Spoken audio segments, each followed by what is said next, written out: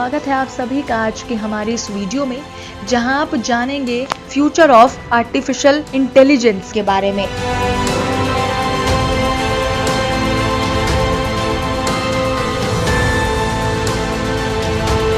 The future of artificial intelligence.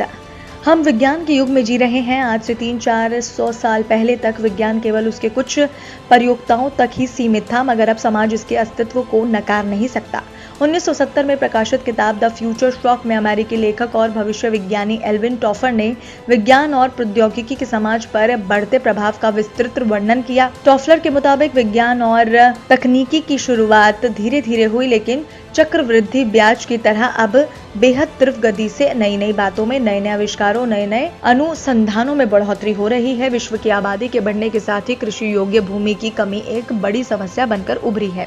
ऐसे में लोगों को कृषि के संदर्भ में अधिक रचनात्मकता और कुशलता अर्जित करने की आवश्यकता है। इसके तहत कम भूमि के उपयोग से ही फसल की उपज और उत्पादकता को बढ़ाने पर विशेष जोर देना होगा। भारत में स्वतंत्रता के बाद से ही कृषि सुधार के कई बड़े प्रयास के बावजूद आज भी ये क्षेत्र मानसून की अनिश्चितता, आधुनिक उपकरणों की कमी आदि समस्याओं से जूझ रहा है। इस संदर्भ में जलवायु परिवर्तन और खाद्य असुरक्षा जैसी समस्याओं के बीच कृत्रिम बुद्धिमत्ता कृषि उत्पादकता को बढ़ाने में सहायक हो सकती है। गौरतलब है कि हाल ही में प्रधानमंत्री ने सामाजिक सशक्तिकरण के लिए उत्तरदायी कृत्रिम बुद्धिमत्ता शिखर सम्मेलन 2020 या फिर रेज 2020 का उद्घाटन करते हुए कृषि, स्वास्थ्य सेवा, शिक्षा को सशक्त बनाने, अगली पीढ़ी के शहरी बुनियादी ढांचे के विकास में कृत्रिम बुद्धिमत्ता की महत्वपूर्ण भूमिका होने की बात कही थी। अगर हम पृथ्वी पर मनुष्य के अस्तित्व के समय को 50,000 वर्ष का मान ले तो हम इसे 800 जीवनियों में बांट सकते हैं, यानी कि एक मानव का जीवन काल 62.5 वर्ष का होगा। इस जीवन काल चक्र में कुछ ऐतिहासिक जानकारियां उपलब्ध हैं जो समय के साथ होने वाले विकास को दर्शाते हैं। इन 800 जीवनियों में से 650 जीवनियां इंसान ने गुफाओं में बिताई है।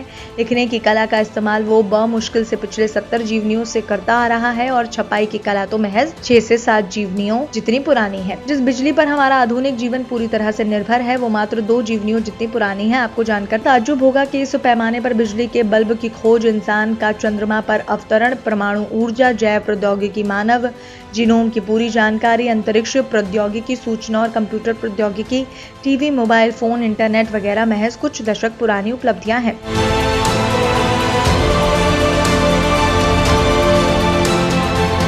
मशीनी बुद्धि।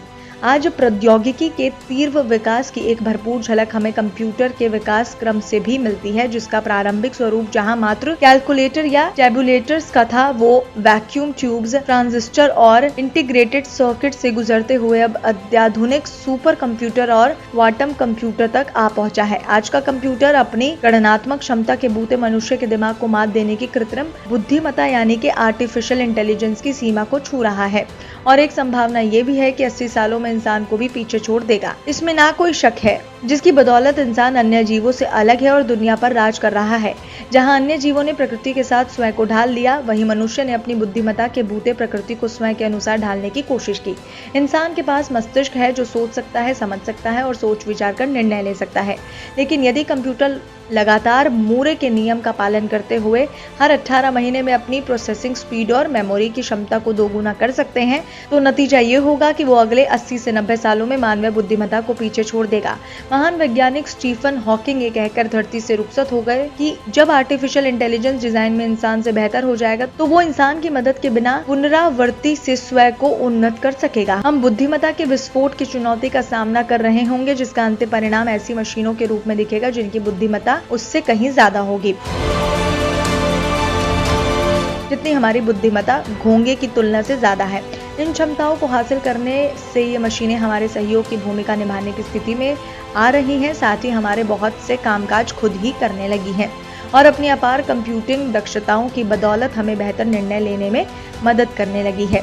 इस तरह की तकनीकी क्षमताएं आर्टिफिशियल इंटेलिजेंस के आने से पहले मौजूद नहीं थी। आज बुद्धिमान मशीनें हमारा खाना गर्म करती है, कपड़े धोती हैं, हमारे शरीर को पीड़ित करने वाली बीमारियों का पता लगाती हैं, हैवी ट्रैफिक के बीच कार ड्राइव करती है और यात्री विमानों को दुनिया के एक कोने से दूसरे कोने तक पहुंचाने से लेकर हमारे अंतरिक्ष यानों को सौर मंडल के दूसरे ग्रहों तक पहुंचाने में सक्षम है। इससे ये स्पष्ट होता है कि आर्टिफिशियल इंटेलिजेंस तकनीक के फायदे बहुत व्यापक है।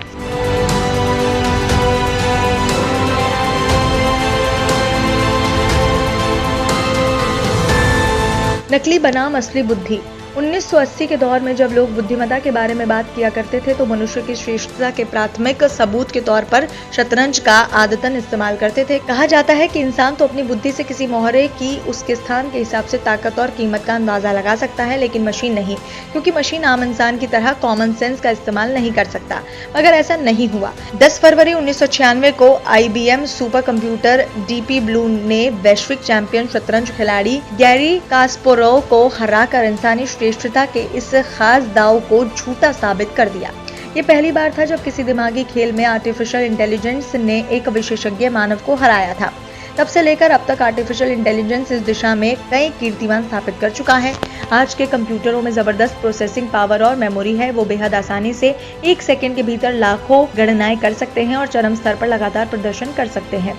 वो अरबों खरबों तथ्यों को 1 सेकंड के अंश के अंदर सटीक तौर पर याद रख सकने में सक्षम है। आर्टिफिशियल इंटेलिजेंस के जरिए आवाज की पहचान, चित्रों का वर्गीकरण, autonomous car, machine translation, legend locomotion और सवाल जवाब में उल्लेखनीय सफलता मिली है। मानव मस्तिष्क और कंप्यूटर में सबसे बड़ा अंतर ये है कि हमारा दिमाग आर्टिफिशियल इंटेलिजेंस की तुलना में बेहद धीमा है। आजकल के कंप्यूटर जहां 1 सेकंड में खरबों बाइनर ऑपरेशन अंजाम दे सकते हैं, वहीं हमारा दिमाग 1 सेकंड में ज्यादा से ज्यादा 100 से 1000 ऑपरेशन अंजाम दे सकता है। इसके अलावा हमारे मस्तिष्क में डेटा स्टोरेज की क्षमता कंप्यूटर की तुलना में कुछ भी नहीं है। जहां कंप्यूटर डेटा को बाइनर लैंग्वेज में स्टोर करते हैं, वहीं हमारा दिमाग डेटा को विद्युत चुंबकीय सिग्नल में बदलकर जस का तस इकट्ठा कर लेता है। मशीनें बुद्धिमत्ता में हमसे कितनी भी आगे निकल जाए, लेकिन इंसान में कुछ विशेषताएं ऐसी हैं जो अमूल्य हैं और जिनकी नकल कर पाना आर्टिफिशियल इंटेलिजेंस के लिए लगभग नामुमकिन है। जैसे संवेदनाएं। आर्टिफिशियल इंटेलिजेंस गुलाब की पहचान तो कर सकता है, लेकिन उस गुलाब की गुलाबी के बारे में कोई जानकारी नहीं होगी। ये किसी चीज में किसी भी योग्यता यानी कि किसी व्यक्ति द्वारा देखी गई या अनुभव की गई गुणवत्ता या गुण की विशेषता नहीं बता सकता, जिसे मानव मस्तिष्क आसानी से कर लेता है। मुझे नहीं लगता AI मानव मस्तिष्क की सूक्ष्म बारीकियों और भावनाओं के जटिल जाल को कभी समझ सकता है। जैसा कि ऊपर मैंने बताया कि मानव मस्तिष्क और आर्टिफिशियल इंटेलिजेंस में कोई भी साम्यता नहीं है, लेकिन मशीनें वर्तमान में इंसान द्वारा किए जा रहे 99% कार्यों को अंजाम देने में भविष्य में सक्षम हो जाएंगी। सिर्फ 1% मानवीय खूबियां और काबिलियतें संभवतः वो कभी भी हासिल नहीं कर सकेंगी।